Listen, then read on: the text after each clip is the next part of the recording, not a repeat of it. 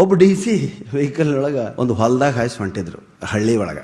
ಕಾರಿನ ಗಾಲಿ ಸಿಕ್ಕೊಂಡ್ಬಿಡ್ತು. ಏನ್ ಮಾಡು, ಟ್ರೈ ಮಾಡು. ಡ್ರೈವರು DC ಬಿಟ್ರೆ ಯಾರೂ ಇಲ್ಲ. ಟ್ರೈ ಮಾಡಿದ್ರು, ಏನ್ ಮಾಡಿದ್ರು ದಬ್ಬಕ್ ಆಗ್ಲಿಲ್ಲ. ಬಗಲ ನೋಡ್ತಾರ, ಹೊಲದಾಗೆಲ್ಲ ಕೆಲಸ ಮಾಡಕತ್ತಾರ ರೈತರು. ಹೋಗಿ ನಿಂತರು, ನಮಸ್ಕಾರ, ಸ್ವಲ್ಪ ನನ್ನ ಕಾರ್ ತಳ್ತೀರಾ ಬಂದು ಅಂತ ಕೇಳಿದ್ರು ಪಾಪ ಸೌಜನ್ಯದಿಂದ. ಅವ್ರಂದ್ರು, ಇದ ಒಂದ ಕೆಲಸ ಅಲ್ಲ ಮಗ, ಬೇಕಾದಷ್ಟು ಅದಾವ. ಮೊನ್ನೆ ಮಳೆ ಆಗೈತೆ, ನೆಲ ಹಸಿ ಐತೆ, ಸಸಿ ಹಚ್ಬೇಕು. ಇಲ್ಲ, ನಾನು ಬಹಳ ಇಂಪಾರ್ಟೆಂಟ್ ಕೆಲಸದ ಮೇಲೆ ಹೋಗ್ತಾ ಇದ್ದೀನಿ, ಒಂದು ಯಾವುದೋ ಮುಖ್ಯವಾದಂತ ಕೆಲಸ ಇದೆ.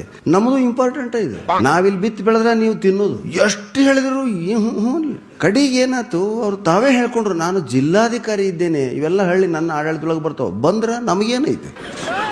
ಎಷ್ಟು ಹಳ್ಳಿ ಎಷ್ಟು ಊರು ಹೆಚ್ಚಕೋ ಅಷ್ಟು ಪಗಾರ ಹೆಚ್ಚಿರ್ತೈತಿ ನಿನಗೆ, ನಮಗೇನು ಕೊಡ್ತೀಯನ್ನೇ ಅಂದ್ರು. ಅಕ್ಕಂದ್ರು ಅಣ್ಣಂದ್ರು ಒಬ್ರು ಮಿಸ್ಸಿಗ್ಲಿಲ್ಲ. ತಲೆ ಕೈ ಹೊತ್ಕೊಂಡು DC ಅವರು ಡಿಕ್ಕಿಗೆ ಅನ್ಕೊಂಡು ನಿಂತು ಬಿಟ್ರು. ಹಾದಿ ನೋಡ್ಕೊಂತ ಯಾರು ಬರ್ತಾರ ಅಂತ ಬುಲೆಟ್ ಆ ಭಾಗದ PS.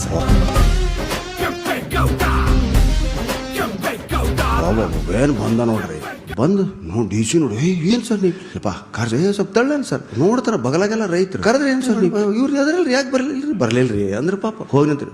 ಒದಗ್ ಬೇಕಂದ್ರಲ್ಲ ಸೊಳೆ ಮಕ್ಕಳ ನಿಮಗೆ.